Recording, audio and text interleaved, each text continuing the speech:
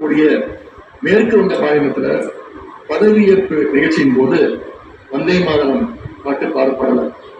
ஆனா இங்க தமிழ்நாட்டுல அது பாடப்பட்டிருக்கு. மேற்கு வங்கத்துல இன்னைக்கு யாரு ஆளுநரா போய் உட்கார்ந்துருக்காங்க அப்படின்னு உங்க அத்தனை பேருக்கு தெரியும், சொல்ல வேண்டிய அவசியம் இல்லை. அவர் இங்க ஆளுநரா இருந்தப்போ தமிழ்நாடு சட்டமன்ற பேரவையில தமிழ்தாய் வாழ்த்துக்கு முன்னாடி தேசிய கீதம் பாடணும்னு பேரவையினுடைய மரபையே மாற்ற சொன்னவர் தான் இன்னைக்கு மேற்கு வங்கத்தில் ஆளுநராக இருக்கிறார். அதை நாங்க உறுதியா எங்களுடைய தலைவர் அப்போதைய முதலமைச்சர் உறுதியா மறுத்தார். அதனால 2023 ஆண்டு முதல் தொடர்ந்து 3 வருஷம் அவர் பேரவையிலிருந்து வெளிநடப்பு செஞ்சுட்டு போன காட்சிகளை எல்லாம் நீங்களும் பார்த்திருப்பீங்க. இதன் மூலமா நாங்க சொல்ல வர்றது, அடுத்து விரைவிலேயே இந்த பேரவையில ஆளுநர் உரை நிகழ்த்திருக்கிறார். ஆகவே ஏற்கனவே உங்களுடைய அரசுடைய பதவியேற்பு விழாவில் நடந்த அந்த சம்பவம், அந்த தவறு மீண்டும் இந்த பேரவையில நடப்பதற்கு நீங்க அனுமதிக்க கூடாது, நாங்கள் அனுமதிக்க மாட்டோம். பேரவையில் மட்டுமல்ல, தமிழ்நாட்டில் நடக்கக்கூடிய எந்த நிகழ்ச்சியாக இருந்தாலும் சரி, அரசு நிகழ்ச்சியாக இருந்தாலும் சரி, எந்த நிகழ்ச்சியாக இருந்தாலும் சரி, தமிழ்தாய் வாழ்த்து என்றைக்கும் 2வது இடத்திற்கு நாம தள்ளி போக விடக்கூடாது. இந்த அரசு அதற்கு அனுமதிக்க கூடாது என்று நான் இங்கே கேட்டுக்கொள்கின்றேன். ரொம்ப விழிப்போடு இருந்து நம்முடைய உரிமையை மரபை பாதுகாக்கணும்னு உங்களை எல்லாம் வலியுறுத்தி நான் கேட்டுக்கொள்கின்றேன்.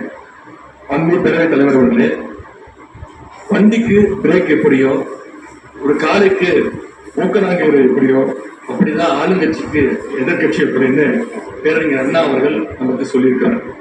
ஆகவே பேரறிஞர் அண்ணா சொன்ன வழியில ஆளுங்கட்சியினுடைய செயல்பாட்டை உற்று நோக்கி உங்களுடைய நிறைகளை குறைகளை சுட்டு காட்டுகின்ற ஒரு ஆக்கப்பூர்வமான எதிர்கட்சியாக நாங்கள் நிச்சயமாக இந்த எம்எல்ஏஸ் நிறைய பேர் வந்திருக்கிறீங்க. அதுல மிகுந்த மகிழ்ச்சி. அதே போல ரொம்ப வருடங்களுக்கு பிறகு நிறைய பெண் சட்டமன்ற உறுப்பினர்கள் இங்கு இடம்பெற்றிருக்கிறீங்க. அதுல எங்களுக்கு கூடுதல் மகிழ்ச்சி. அத்தனை பேருக்கும் மீண்டும் என்னுடைய வாழ்த்துக்கள். தமிழ்நாட்டுடைய உரிமைகளுக்காகவும் வளர்ச்சிக்காகவும் நாம எல்லாரும் சேர்ந்து ஒன்னா பயணிப்போம். எது எப்படி ஆனாலும் திராவிட இயக்கத்தினுடைய அடிப்படை கொள்கைப்படி எல்லோருக்கும் எல்லாம் கிடைக்கிறதை உறுதி செய்கின்ற வகையில எதிர்கட்சி வரிசையில் இருந்து நாங்கள் நிச்சயம் செயல்படுவோம். நடந்து முடிந்த தேர்தலில் ஆட்சி அமைப்பதற்கான பெரும்பான்மையை ஆளுங்கட்சிக்கு மக்கள் வழங்காமல் போனாலும் திராவிட முன்னேற்ற கழகத்துடைய தலைமையில் தேர்தலை சந்திச்சு வென்ற தோழமை இயக்க சட்டமன்ற உறுப்பினர்களுடைய ஆதரவோடு ஆட்சி அமைத்திருக்கக்கூடிய புதிய அரசிற்கும் முதலமைச்சர் அவர்களுக்கும் என்னுடைய வாழ்த்துக்களை நான் மீண்டும் தெரிவித்துக் கொள்கின்றேன். மாண்புமிகு பேரவைத் தலைவர் அவர்களுக்கும் பேரவை துணைத் தலைவர் அவர்களுக்கும் என்னுடைய நன்றி. உங்களுடைய பணிகள் சிறக்கட்டும். மீண்டும் என்னுடைய வாழ்த்துக்களை தெரிவித்துக் கொள்கிறேன். நன்றி, வணக்கம்.